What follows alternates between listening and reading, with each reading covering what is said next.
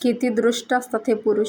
त्या सरपंचाने तिची अब्रू लुटली, त्यामुळे ती अंतर्बाह्य हेलावली होती. तिच्या मनावर त्याचा खोल परिणाम झाला होता. तिला राहून राहून रडू येत होतं. अशी अचानक घडलेली घटना ती विसरू शकत नव्हती. तिला ते सर्व आठवले की ती बाथरूममध्ये जाऊन अंगावर पाणी ओतून घ्यायची.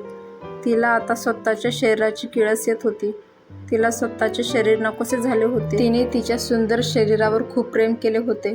ते शरीर फक्त तिच्या पतीसाठीच आहे अशी तिची भावना आहे. तिच्या शरीराला स्पर्श करण्याचा अधिकार फक्त नवऱ्याचा आहे. कोणीही परपुरुषाच्या दृष्टीस तिने आपला चेहराही पडू दिला नव्हता. पण आता मात्र तिचा नाईलाज झाला होता. तिचं सुंदर शरीरच तिचं दुश्मन झालं होतं. त्यामुळे तिला आता तिच्या सुंदर शरीराचा तिरस्कार वाटत होता. मला देवानं कुरूप केलं असतं तर माझ्याकडे कोणी ढुंकूनही पाहिलं नसतं. मी सुरक्षित राहिली असती. ती 8 दिवस घरातच बसून होती. तिला खाणे पिणे काही सुचत नव्हतं. ती फक्त बेडवर पडून राहायची. तिला आता कशातच रस उरला नव्हता. तिला आता वाटू लागलं होतं की आता या जगण्याला काही अर्थ नाही. हे असं कुडत जगण्यापेक्षा मरून गेलेलं काय वाईट. कसलं सुख नाही की कसलं दुःख नाही. कसल्या गोष्टीचं टेन्शन नाही की कसली काळजी नाही. कुणाचा राग नाही की कुणाचा द्वेष नाही. कुठल्याच गोष्टीचा मोहही नाही.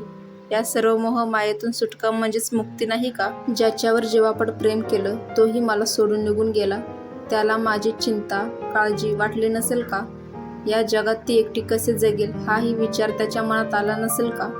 लग्नाच्या आधी कधी सुख मिळालं नाही आणि लग्नानंतर 1 महिन्यात तो मुंबईला निघून गेला आणि जेमतेम 5 महिनेच तो माझ्यासोबत होता. म्हणजेच लग्नानंतर 1-1.5 वर्षातच नवरा सोडून गेला. कुठे सुख आलं माझ्या वाटेला? तो नव्हता तेव्हाही मी माझ्या मनावर संयम ठेवला होता. मी कधी परपुरुषाचा विचार मनात आणला नाही. मी पतिव्रताच होते. पण आता त्या नराधमाने जबरदस्तीने माझी अब्रू लुटली. सुख फक्त शारीरिकच असतं असं नाही, ते मानसिकही असतं. पण ते सुखही आता माझ्या नशिबात राहिलेलं नाही. मी वर गेल्यावर माझ्या नवऱ्याला तोंड दाखवायच्या लायकीची राहिली नाही. काय अर्थ आहे अशा जगण्यात? आणि तिने विचार केला की जगण्यापेक्षा मरण्यातच सुख जास्त आहे आणि तिचा निर्णय हळूहळू दृढ होत जात होता. तिने ठरवले की आज रात्री मी स्वतःला संपवून टाकणार. नाही जगणार मी आता ह्या दृष्ट जगात. पण सुखाने मरणंही तिच्या नशिबात नव्हतं. त्याच रात्री तिच्या घरात 2 जण घुसले आणि तिच्यावर अत्याचार करण्याचा प्रयत्न करू लागले. दोघेही तरुण होते. ती त्यांना विरोध करत होती. त्यांना सांगायचा प्रयत्न करत होती, अरे सोडा मला, मी तशी नाही. माझ्यामुळे तुम्ही अडचणीत याल.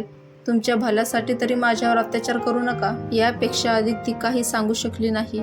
ते दोघे ऐकण्याच्या मूडमध्ये नव्हते. ते तिच्यावर तुटून पडले आणि पुन्हा एकदा तिच्या शरीराचा भोग घेतला. त्यांचं समाधान झालं. तसं त्यांनी तिच्या विवस्त्र शरीरावर काही नोटा फेकल्या आणि ते पळून गेले. तिने स्वतःला सावरलं. तिला काही कळेना. तिला दुःख झालं होतं त्यापेक्षा आता तिला राग आला होता अखिल पुरुष जातीचा. तिच्या मनात सुडाची भावना पेटली. या पुरुषांची हीच इच्छा आहे ना, तर आता होऊनच जाऊ दे. मी आता माझ्यावर पुरुषांनी केलेला अत्याचाराचा बदला घेईन आणि नंतरच मरेन. ती आता पुरुषांचा बदला घेण्यासाठी सज्ज झाली. पण तिचा बदला वेगळ्या प्रकारचा होता. ती आता पुरुषांना आनंद देऊन नंतर दुःख देणार होती. असा विचित्र तिचा सूड होता. या लंपट पुरुषांना धडा शिकवलाच पाहिजे. त्यांना स्त्री म्हणजे खेळणं वाटतं. तिच्या शरीराशी खेळत राहणं त्यांना आवडतं. त्यांना स्त्रीचं दुःख कळत नाही. अशा पुरुषांना सोडायलाच नको. तिच्या विचारांनी दिशाच बदलली होती आणि याला कारण म्हणजे तो सरपंच आणि ते दोघे नराधम होते. तिला असहाय्य आणि लाचारी स्त्री म्हणून छळलं होतं. आता त्यांचं कर्मच त्यांना रसातळाला नेणार होतं. हे त्यांना माहीत नव्हतं. फक्त आणि फक्त तिलाच माहीत होतं. आतापर्यंत ती घुंगटमध्ये राहत होती. आपल्या घराचा दरवाजा बंद ठेवत होती. परपुरुषांना कधी चेहरा दाखवत नव्हती. ती परपुरुषांचा आदर आणि मान राखत होती. ती चारित्र्यवान आणि पवित्र मनाची होती. तिच्या मनात तिच्या नवऱ्याचं विशिष्ट स्थान होतं. ह्या नराधमांना तिच्या सुंदर शरीराच्या पलीकडे काही दिसलं नाही.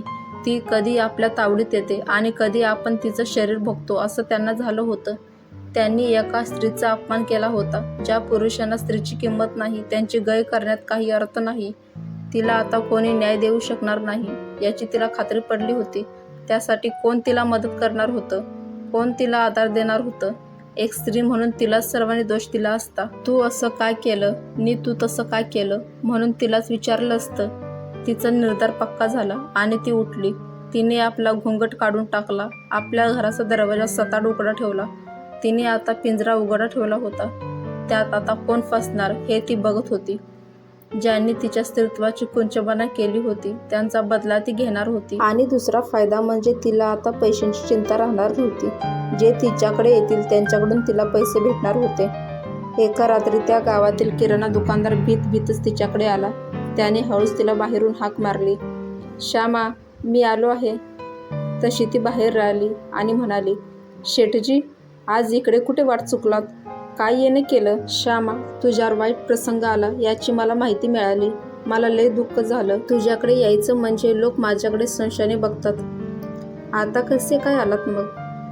त्याचं काय आहे ना श्यामा, तुला जो काही किराणा माल लागेल ना तो मी तुला देईन. नंतर केव्हाही तू पैसे दे. मी तुझ्या मागे तगादा लावणार नाही. मोठी कृपा झाली शेठजी. निघताय का मग? नाही श्यामा, मी तुझ्याकडे दुसऱ्या कामानिमित्त आलो आहे. कुठलं काम? तसं ते काम मी काय माझ्या तोंडाने सांगू? तू मला लय आवडते. त्या किराणा सामानाच्या बदल्यात तू मला हवी आहे. खूप दिवसांची इच्छा होती, पण तुझा तो नवरा, त्याला मी लय घाबरायचो. आता तू एकटीच आहेस ना? असं म्हणत त्याने तिचा हात पकडला आणि तिला जवळ ओढून घेतलं. तिने त्याला काही नकार वगैरे दिला नाही की त्याला विरोध केला नाही. त्याने जवळ घेताच तिनेही त्याच्या गळ्यात हात टाकला आणि त्याच्या हसतच मिठीत गेली. ती सुडाच्या भावनेने हसत होती आणि तो मात्र तिच्या शरीराच्या प्रेमात आणि वासनेने आंधळा होऊन तिचं शरीर कुरवाळत होता. कितीतरी वर्षांनी त्याच्या मनाची इच्छा पूर्ण होत होती. त्याची वासना तृप्त झाली.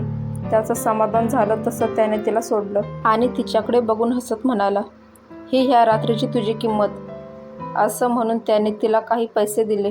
तशी तिच्या तळपायाची आग मस्तकात गेली, पण लगेच ती शांत झाली, कारण तिचा सूड तिने घेतला होता. मी तुझ्याकडे आलो होतो हे तू कोणाला सांगू नकोस.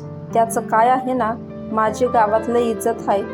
त्यांना जर कळलं की मी तुझ्याकडे आलो होतो तर माझ्या इज्जतीचा पंचनामा होईल.